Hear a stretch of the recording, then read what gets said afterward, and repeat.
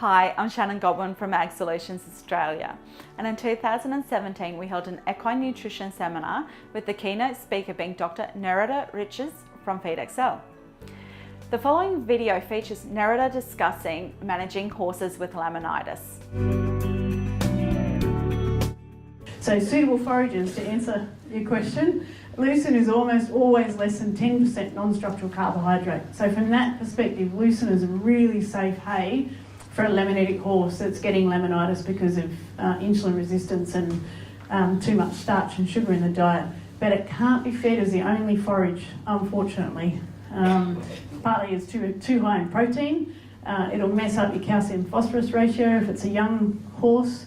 And for ponies and obese horses that are getting laminitis, it's just too high in calories. It's too good for them. So yes, it's good, and it's a good emergency hay, because generally you can go anywhere and get lucerne hay around, particularly around Tamworth.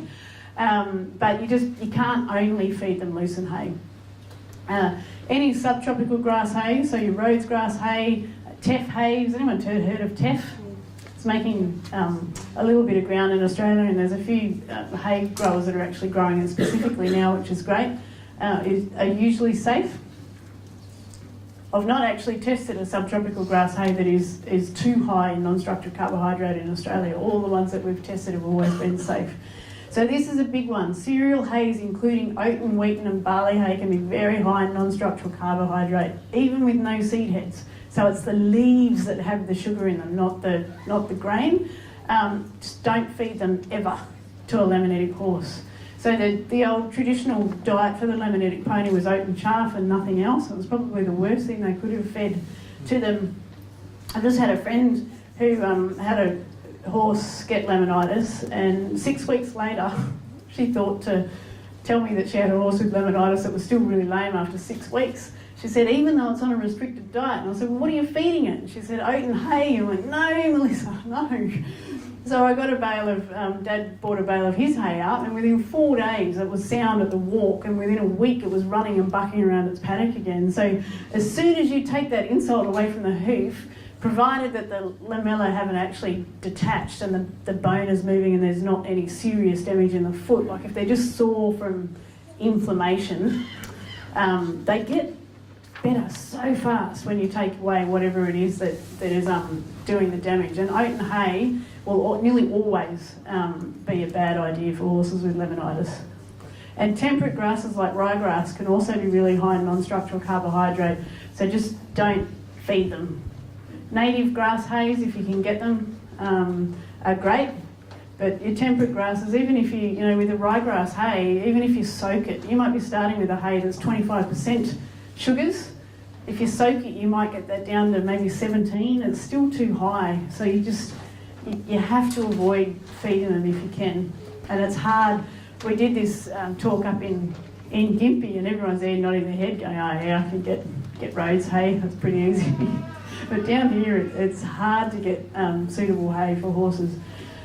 All right, so another big thing is get your soil right. So this is really, really important, and I'm not just saying this because this is an AgSolutions thing, and one thing that they're really good at is getting soil right. This is what went adrift at our place. So we moved on to, we've only been at our place about 4 years, moved on there and we didn't test the soils before we got there. We tested them not long after. But what was happening, what happens, we'll do a normal plant first. So remember I said you should only graze them really early in the morning, like really, really early in the morning. So what happens is that grasses, when the sun comes out, the green grasses will start photosynthesizing. I'm sure you all have heard that word. Everyone learned that in biology at school. So they get sunlight and they take carbon dioxide from the atmosphere, they use water from the soil, and they actually make sugar. They make their own food, which is really nifty when you think about it. So they make these sugars when the sun's out, and then when you add nutrients, so they've made their own food, and then they take nutrients from the soil, so things like nitrogen, phosphorus, potassium, sulphur, and all the trace minerals, and they grow. So first they photosynthesize, and then they use that energy that they've created in the sugars to actually fuel their own growth. And then overnight, what happens at the end of the day is they'll have a little they'll have a little reserve of sugars at the end of the day, and they'll use that overnight when it's dark and there's no sun and they can't make any more sugar just to survive and continue to grow overnight. And then in the morning, the whole process starts again. So you see in the morning, they make sugars all day. So in the afternoon, the sugar level is going to be highest. And then overnight, they start to burn off those sugars so that first thing in the morning, the sugar level is going to be lowest. It's just very plain, old, boring plant physiology. But it just means that the safest time, and really the only safe time to graze a laminitic horse, is first thing in the morning. And I will add there, if you've got a laminitic horse that's actively laminitic, as in lame, don't let it graze at all, especially if you don't know what's going on in your pasture. Because even first thing in the morning, particularly in spring when the days are quite long, so there's lots of time to make sugar, but then the nights are still quite cold, so they don't grow overnight, they don't burn a lot of sugar up. The grasses can still be quite high in sugar in the morning. Okay, so this is an ideal situation. So they've made their sugars, they've added the nutrients from the soil, and you've got growing pasture. So growing pasture is actually quite low in sugars because it's burning them all up. What happens though, and this is what happened to me, is you get nutrient deficiencies, and the plant, all it needs to photosynthesize and make sugars is sunlight, carbon dioxide and water. So it's got nothing to do with nutrients. So my plants were green and had plenty of moisture, and they've obviously got plenty of carbon dioxide, so they were happily sitting there making sugar. So they had plenty of energy, but they were nutrient deficient. So if you have a look at our soil analysis, which I will in a minute, it's really low in phosphorus and sulphur. And there's a whole bunch of other stuff going on that we talked about today as well. But when you get this nutrient deficiency, you get restricted plant growth and sugar and starch accumulation.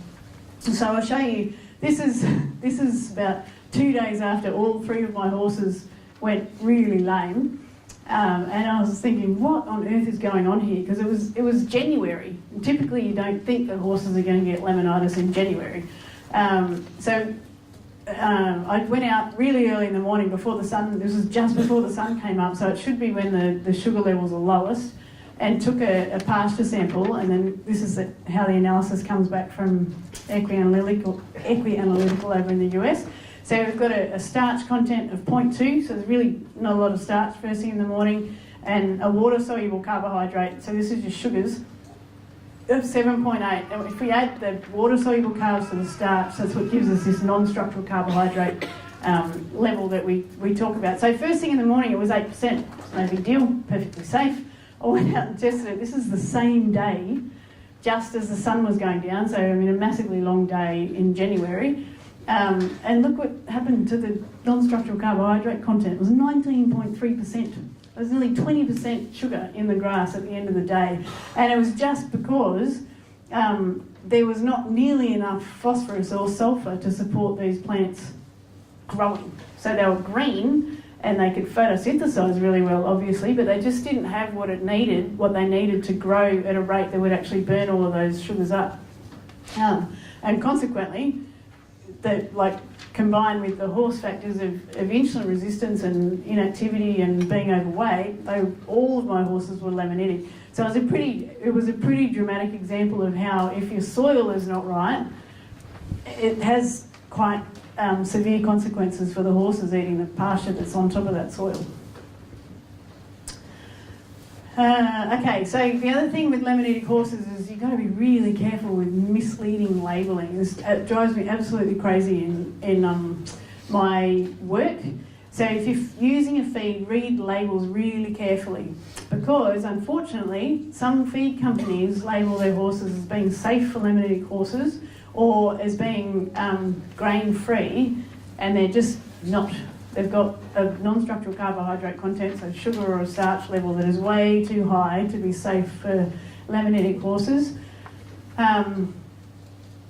So you need to read the feed ingredients really carefully. So if a feed claims to be safe for a laminitic horse but doesn't list a starch and water-soluble carbohydrate content, always contact the manufacturer and ask them for an analysis on that feed, as well as a full list of ingredients. So you'll see feed saying safe for laminitis and there's no starch or sugar content. And you also see feeds that say they're grain-free, and then you read the ingredients, and the first ingredient is bran or mill run or pollard or something that comes from wheat. And it's crazy because you feed a laminitic horse one of those feeds, and that's it for that laminitic horse. It's just going to make it so much worse. So do be really careful. Who's seen this on a feed bag? Has anyone seen that? No, Laminitis Trust, yep. So it supposedly means that a feed is safe for a laminitic horse, and there's a few feeds floating around in Australia with it on. But beware, because it doesn't necessarily mean they're going to be safe for laminitic horses. If you go to the Laminitis Trust website, it says they will certify feeds as being safe if they've got less than 40% non-structural carbohydrate. And based on that criteria, I could register most of the racing feeds in this country. So it's just not, and they haven't, it was developed probably before we got to that, we knew the 12% level was safe. But why they haven't gone back and modified their criteria and deregistered feeds that don't meet the new criteria, I don't know. Rightio. So I said before, let FeedXL help. But if you, in your horse's details, if you tick that your horse has laminitis, it'll colour code the feeds list that's available. So this is part of the forage database. So you can see they're pretty clearly oat and hay, red, don't use it. That's peanut hay, which you're not going to get here, but it's orange, so maybe safe, but use with caution. And then you got your native grass hays and your Rhodes hay is black to signal that they're safe to feed. If I showed you, I don't have it here, but if we went to a complete feeds tab and had a look at, so there's every feed company that you can imagine in Australia and all of their feeds in there. The ones that truly are grain-free and low in non-structural carbohydrate will be black, but pretty much everything is red. So most of the feeds in Australia you cannot feed to a laminitic horse.